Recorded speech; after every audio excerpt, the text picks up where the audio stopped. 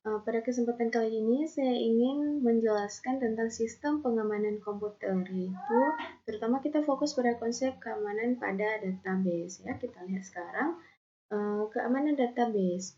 Keamanan database adalah suatu cara untuk melindungi database dari ancaman baik dalam bentuk kesengajaan ataupun bukan. Berarti di sini kita fokus pada keamanan database. Bagaimana cara kita lakukan agar database kita itu aman, ya? Jadi admin itu memiliki data yang aman ya untuk melindungi database-nya dari ancaman apapun itu. Kemudian kelompok keamanan database. Database ini bisa juga dilakukan pencurian terhadap data ya, atau penipuan. Misalkan contoh seperti database bank, contoh ada saldo nasabah, itu bisa juga dicuri. Nampak di saldonya itu masih ada, tapi uangnya itu sudah tidak ada gitu ya. Makanya harus dilakukan sistem pengamanan pada database tersebut ya, karena akan merugikan pihak nasabah. Juga merugikan kepercayaan terhadap pihak banknya. Kemudian hilangnya kerahasiaan dan privasi, di mana ketika ada server yang mengizinkan seseorang untuk bisa mengakses database, maka privasinya itu akan terlihat gitu ya, akan nampak gitu. Makanya untuk pengguna pasti tidak bisa mengakses apa yang tidak bisa mereka lihat gitu ya. Kemudian hilangnya integritas, hilangnya keakurat.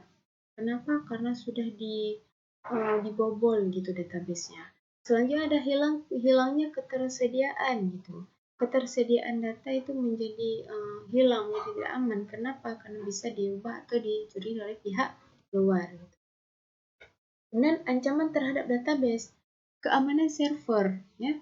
Untuk keamanan server di mana server itu dia hanya mengizinkan akses kepada pihak-pihak tertentu, tidak kepada user yang sebagai pengguna biasa. Misal user, karena apa maksudnya, user itu hanya dapat melihat apa yang mereka nampak. Contohnya kalau database apa? Database Facebook. User hanya bisa memakai apa yang ada fitur-fitur pada Facebook itu, tapi tidak bisa membobol apa yang ada di belakang fitur Facebook tersebut karena server tidak mengizinkan gitu ya. Kemudian trust IP address, di mana di sini server hanya mengizinkan yang bisa mengakses database itulah IP yang mereka kenal ya. Jadi di sini diharapkan kalau misalkan di sebuah perusahaan gitu kan, jangan menghubungkan server dengan server database web dengan server database informasi perusahaan karena itu akan mengancam sebuah perusahaan. Kemudian di sini ada koneksi database, di mana sekarang sudah diberikan layanan ya untuk bisa mengkoneksi database secara gampang. Jadi pihak server harus mengubah SQL ya agar user itu tidak mudah mengakses database dan tidak mudah merubah kata itu pada database-nya. Yaitu karena tidak lagi SQL-nya itu sudah bagus gitu ya. Kemudian kontrol akses tabel. Ini juga kontrol akses tabel tidak diberikan kepada semua user gitu kan. Diberikan hanya kepada pihak tertentu agar bisa terhindar dari ancaman-ancaman terhadap database, gitu. Ancaman terhadap orang yang ingin mencuri data. Selanjutnya, penyalahgunaan database ya, yang tidak disengaja jenisnya ada kerusakan selama proses transaksi. Jadi penyalahgunaan database juga bisa berakibatkan kerusakan selama proses transaksi. Kemudian anomali yang disebabkan oleh akses database yang konkuren. Selanjutnya anomali yang disebabkan oleh pendistribusian data pada beberapa komputer gitu ya. Kemudian ada logika error yang mengancam kemampuan transaksi untuk mempertahankan konsistensi database. Ada logika errornya ya yang mengancam kemampuan transaksi. Jadi tidak melakukan transaksi dengan benar. Kemudian yang disengaja jenisnya apa? Yang pertama pengambilan data atau pembacaan oleh pihak yang tidak berwenang gitu. Itu juga bisa gini, penyalahgunaan database. Database itu salah digunakan oleh pihak yang tidak berwenang. Kemudian perubahan data oleh pihak yang tidak berwenang. Data itu setelah diambil ternyata bisa diubah gitu. Kemudian yang lebih parah data itu bisa dihapuskan. Itu juga penyalahgunaan database. Maka ini sangat ditekankan kepada server, ya, sebuah server agar bisa membatasi hak akses kepada user, agar mereka tidak bisa mengakses semena-mena terhadap database. Selanjutnya tingkatan pada keamanan database, tingkatan fisikal, yaitu di mana alokasi di mana terdapat sistem komputer haruslah aman secara fisik terhadap serangan perusak. Gitu. Sistem komputer itu harus terlihat aman secara fisik dari serangan perusak. Ya.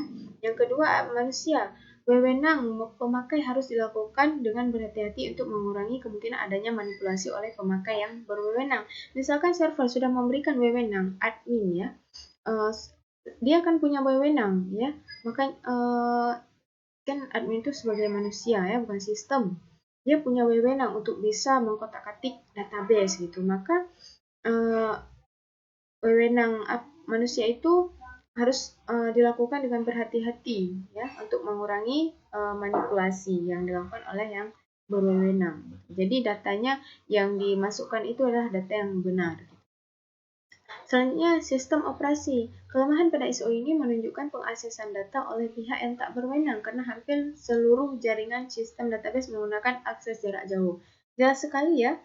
Kalau akses database itu pasti aksesnya jarak jauh, aksesnya secara internet gitu. Jadi SO juga memungkinkan akses data oleh pihak yang tidak berwenang karena bisa dibobol, ya. Seberapa canggih pun sistem, ada juga manusia yang pintar untuk membobol sebuah database atau sistem gitu. Itulah yang dikatakan penyalahgunaan database. Kemudian ada sistem database, yaitu pengatur hak pemakai yang baik, ya. Ini sangat penting untuk pengatur hak pemakai yang baik. Bagaimana apa kapasitas user untuk bisa masuk ke database? Dia hanya bisa apa gitu, kan? Kemudian selanjutnya keamanan data. Otorisasi, ya. Yang pertama, pemberian wewenang atau hak istimewa untuk mengakses gitu. Keamanan data bisa diakses oleh admin atau pihak-pihak yang hanya diizinkan akses oleh server gitu. Kemudian ada kendali otorisasi, yaitu kontrol aksesnya bagaimana dapat dibangun pada perangkat lunak dengan dua fungsi. Yang pertama, mengendalikan sistem atau objek yang dapat diakses. Yang kedua, mengendalikan bagaimana pengguna menggunakannya. Kedua-dua fungsi ini adalah dikendalikan. Kenapa dikendalikan? Karena jika ada pengguna yang tidak benar menggunakan, itu bisa langsung direspon oleh sistem gitu, ya. Kemudian yang C, ada sistem administrasi yang bertanggung jawab untuk memberikan hak akses dengan membuat akun pengguna. Jadi tidak bisa sembarang pengguna yang masuk kepada sistem administrasi ini, tapi mereka juga punya akun pengguna. Jadi kalau misalkan akun pengguna itu dikenal oleh server untuk membuka database atau untuk melakukan sistem administrasi, maka database akan mengizinkan akses pengguna itu masuk karena akunnya dikenal, gitu, ya.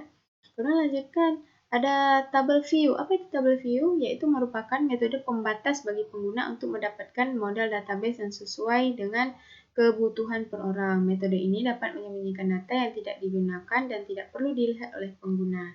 Nah, pengguna di sini hanya bisa melihat apa yang mereka butuhkan, apa yang mereka inginkan, tapi ada juga tabel rahasia di bawahnya, di belakangnya itu mereka tidak bisa mengakses. Nah, itulah untuk bisa menjaga keamanan dari sebuah data atau keamanan database. Ya.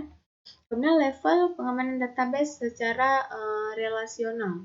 Relasi yang pertama, pengguna diperbolehkan atau tidak diperbolehkan mengakses langsung suatu relasi.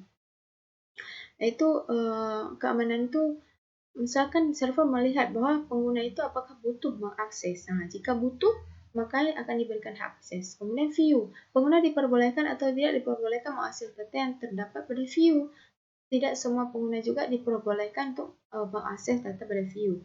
Selanjutnya ada read authorization, yaitu pengguna diperbolehkan membaca data tapi tidak untuk memodifikasi. Di sini pengguna hanya bisa membaca data itu untuk apa? Sebenarnya ini dibuat nih untuk tujuannya untuk bisa menjaga keamanan database gitu, ya. Pengguna hanya bisa membaca tapi tidak bisa memodifikasi, tidak bisa mengkotak-atiknya. Kemudian ada insert authorization. Pengguna diperbolehkan menambah data baru tetapi tidak dapat memodifikasi data yang sudah ada. Tidak bisa merubah, tapi dia bisa menambah gitu. Kemudian update. Update authorization, pengguna diperbolehkan memodifikasi data tetapi tidak dapat menghapus data. Sama aja, maksudnya dia bisa memodifikasi sebuah data tapi kelemahan dia tidak bisa menghapus data. Kemudian ada delete authorization, pengguna diperbolehkan menghapus data untuk memodifikasi data terdapat otorisasi tambahan gitu. Berarti pengguna di akses ini pengguna bisa menghapus data. Kemudian bisa juga memodifikasi data, tetapi ada otorisasi tambahan. Kemudian ada index authorization, pengguna diperbolehkan membuat dan menghapus indeks data, yaitu menghapus semua gitu ya, menghapus satu persatu dari sebuah data. Kemudian ada alteration authorization, pengguna diperbolehkan menambah atau menghapus atribut suatu relasi, bisa menambah dan menghapus, misalkan ingin menambah atribut atau ingin mengurangi, ini tidak penting untuk ditambah, maka bisa dihapus ya. Kemudian ada drop authorization, pengguna diperbolehkan menghapus relasi yang sudah ada, jadi bisa menghapus relasi yang sudah ada, ini seperti fitur ya. Kemudian ada backup data dan recovery-nya. Backup data di sini adalah proses secara periodik untuk membuat duplikat dari database dan melakukan logging file atau program ke media penyimpanan internal ya. Backup data itu membuat duplikat dari database untuk melakukan logging. Database yang satu tidak diganggu tapi akan dirubah misalnya di database yang satu lagi, kan database yang sudah diduplikat ya. Kemudian journaling, proses menyimpan dan mengatur log file dari sebuah perubahan yang dibuat di database untuk proses recovery yang efektif jika ada kesalahan ya. Di sini journaling ini berfungsi untuk menyimpan dan mengatur jika ada proses proses recovery yang efektif jika terjadi kesalahan. Misalnya jika ada sebuah kesalahan, jadi bisa dia prosesnya tetap tersimpan. Kemudian isi jurnal, ada record transaksi. Yang pertama ada identifikasi dan recon. Kemudian tipe recon jurnal, ada transaksi start, dia ada insert, ada kita bisa update, delete, abort, dan commit. Kemudian ada item database sebelum perubahan, itu operasi update dan delete. Selanjutnya item data setelah perubahan. Setelah perubahan kita bisa insert ya, memasukkan, kemudian kita lakukan update sehingga datanya adalah terupdate dengan data terbaru yang kita masukkan. Selanjutnya ada informasi manajemen jurnal, misalkan pointer sebelum dan recon jurnal selanjutnya untuk semua transaksi. Kemudian selanjutnya ada record checkpoint. Apa itu record checkpoint? Yaitu suatu informasi pada jurnal untuk memulihkan database dari kegagalan ya. Jadi untuk memulihkan, kan database ketika dibuat pasti ada kegagalan ya. Maka bagaimana cara memulihkan? Yaitu ada record checkpoint. Nah, itu untuk memulihkan database. Maka dari itu untuk membatasi pencairan menggunakan pencarian menggunakan teknik ini. Kemudian recovery, apa sih itu recovery? Ternyata recovery itu adalah upaya untuk mengembalikan basis data ke keadaan yang dianggap benar setelah terjadinya suatu kegagalan.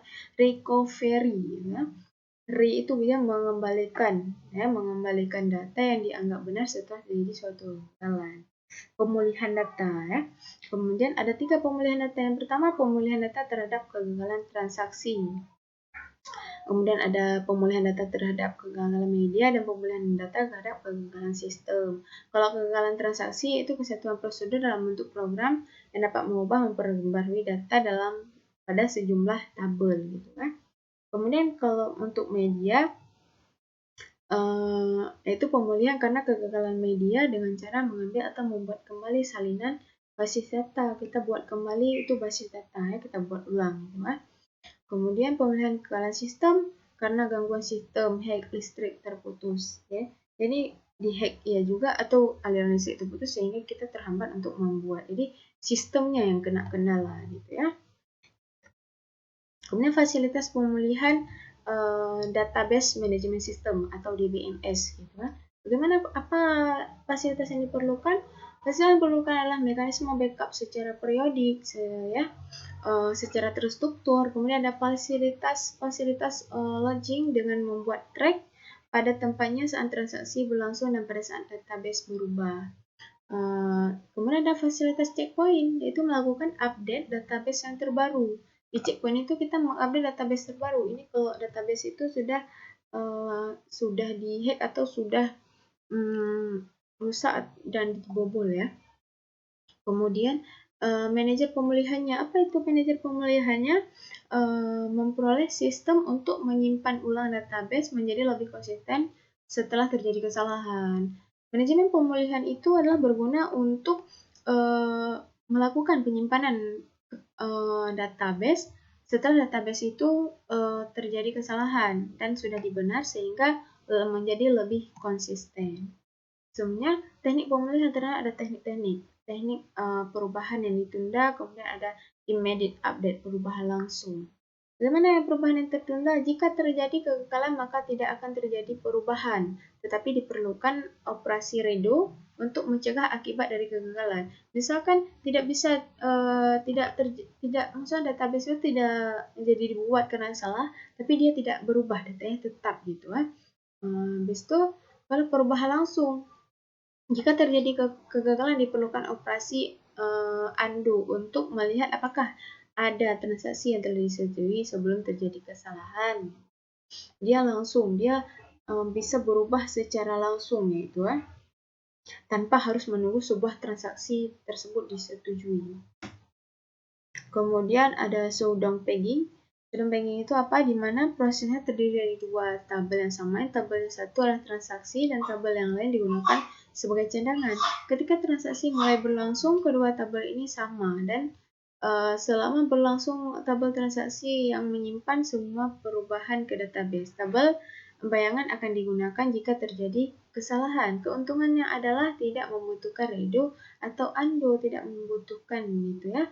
Kelemahannya terjadi fragmentasi, yaitu terjadi perubahan yang sangat berpengaruh ya, yang sangat berpengaruh fragmentasi. Kemudian teknik pengamanan basis data, ada teknik-teknik pengamanannya. Caranya kemana? Ada administrative security, ada network security, dan kemudian ada antivirus. Ya. Antivirus ini sebenarnya sangat penting karena apa? Dia dihack oleh virus-virus yang masuk ke database ya. Kemudian ada network security gitu, jaringan yang memiliki kelemahan-kelemahan masing-masing sehingga perlu segera diteliti dan dicarikan untuk menutupi lubang-lubang keamanan atau security holes ya. Ada firewall. Firewall itu kalau kita artikan dinding api, tapi kalau firewall pada jaringan komputer itu adalah perangkat lunak yang dipasang pada komputer sehingga bisa melindungi jaringan. Kemudian ada proxy server. Apa itu proxy server? Yaitu dia seperti firewall juga, jenis aplikasi level gateway. Itu suatu server yang berada antara server jaringan dan internet. Dia sebagai dinding pembatas, di mana ketika ada serangan dari luar yang ingin menyerang database, maka dialah yang terlebih dahulu mengantisipasi atau menghadapi serangan tersebut. Selanjutnya ada enkripsi deskripsi, yaitu data yang dikirim melalui jaringan tidak jarang disadap oleh orang lain ya untuk kepentingan tertentu. Jadi kenapa dibuat di database itu ada enkripsi dan deskripsi pada datanya? Agar ketika ada yang ingin membobol data yang sedang dikirim, maka mereka tidak tahu itu data apa yang sedang dikirim karena dia dalam bentuk enkripsi. Karena enkripsi itu adalah kode-kode yang tidak bisa dimengerti kecuali sudah diterjemahkan ya. Makanya dikatakan enkripsi, deskripsi. Jadi enkripsinya adalah kodenya, kemudian deskripsinya baru terjemahannya. Jadi ketika paket dikirim, maka akan paket itu lebih aman. Karena bagi yang tidak tahu kode, maka tidak tahu paket apa yang disampaikan gitu. Jadi tidak akan dicegat pas paket itu dikirim. Itu termasuk salah satu keamanan yang dibutuhkan dalam database, yaitu pengiriman data ya. Selanjutnya ternyata ada 3 level enkripsi dia basis data ini. Yang pertama adalah level storage, kemudian ada level basis data dan level aplikasi. Level storage itu bagaimana? Yaitu dilakukan pada sistem storage, yaitu penyimpanan, baik pada level file maupun pada level block. Itu enkripsi level ini cocok untuk menginskripsi file, folder, media storage, dan media tab gitu kan. Kemudian ada enkripsi level basis data. Bagaimana level basis data? Yaitu pada saat data ditulis atau dibaca dari basis data.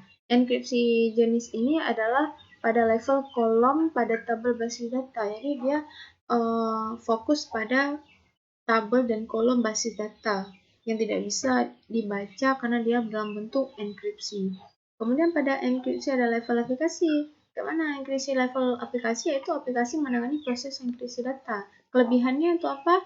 Agar tidak terjadi penurunan performansi pada basis data karena database management system tidak menangani enkripsi data.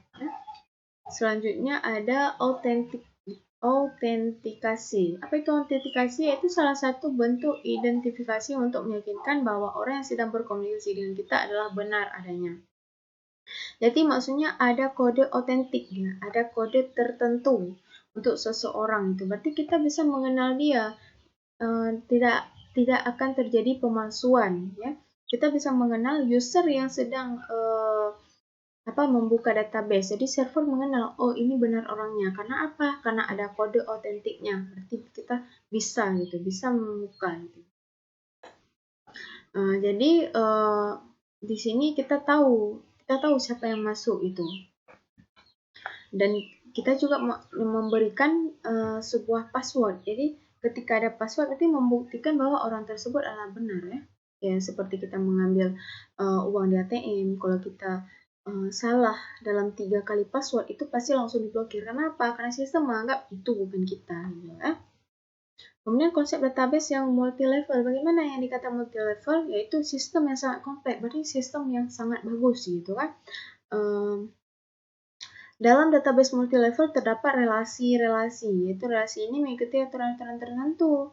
Multi-level yang melekat pada database di sini menunjuk bahwa database memiliki level-level yang membedakan suatu objek database dengan objek database lainnya. Jadi level-level ini diperlukan untuk menentukan subjek yang boleh mengaksesnya. Ini lebih komplit lagi. Dia bisa melihat mana level yang boleh mengakses database gitu kan. Jadi itu membuat database lebih aman dari hacker kita bilang ya. Kemudian ada Thirst Computing Basis subset. Apa itu? Itu didokumentasikan oleh Thomas Higg dan Marvin Schaeffer gitu di System Development Corporation. Sistem database ini dirancang untuk sistem operating Multics dengan tujuan agar sistem operasi tersebut menyediakan semua kendali akses. Jadi semua kendali akses disediakan di situ. Jadi semua yang akses, apapun yang diakses bisa dikendalikan. Kalau sedikit tidak sesuai dengan aturan-aturan keamanan database tadi, maka bisa langsung dicegah. Ya. Kemudian ada terdistribusi dengan replika data secara penuh. Arsitektur ini menggunakan distribusi secara fisik dari database multilevel untuk mendapatkan pemisahan mandatory dan kendali akses yang kuat. Arsitek ini menggunakan banyak pengolahan database backend untuk memisahkan database ke dalam fragment-fragment sistem high. Itu termasuk ke dalam arsitektur keamanan database yang multilevel. Kemudian ada terdistribusi dengan replika dan sistem juga secara variabel. Bagaimana dikatakan secara variabel? Itu pendekatan ini digunakan dalam proyek sistem database Unisys Secure Distributed. Ya. Selanjutnya ada integrity log. Apa itu integrity log? Ternyata dia punya komponen-komponen. Yang pertama ada proses front end. Proses ini bertanggung jawab untuk melakukan query, yaitu kunci ya, dan memproses respon yang akan dikirim kepada end user. Kemudian proses search filter bertanggung jawab untuk melakukan enkripsi dan deskripsi objek-objek dan label-labelnya untuk melakukan identifikasi data-data yang dikembalikan oleh proses data management dan melakukan downgrading objek-objek yang dikembalikan kepada end user. Setelah itu proses data manager untuk mengambil semua tempel sesuai dengan kriteria seleksi. Jadi database ini akan lebih aman dengan adanya integrity lock gitu, ada kunci ya. Kemudian ada trusted subject monolithic gitu. Ada masalah polyinstallation, kemudian ada integritas ya. Nah, demikianlah pembelajaran yang bisa saya sampaikan pada hari ini. Terima kasih atas perhatiannya. Assalamualaikum warahmatullahi wabarakatuh.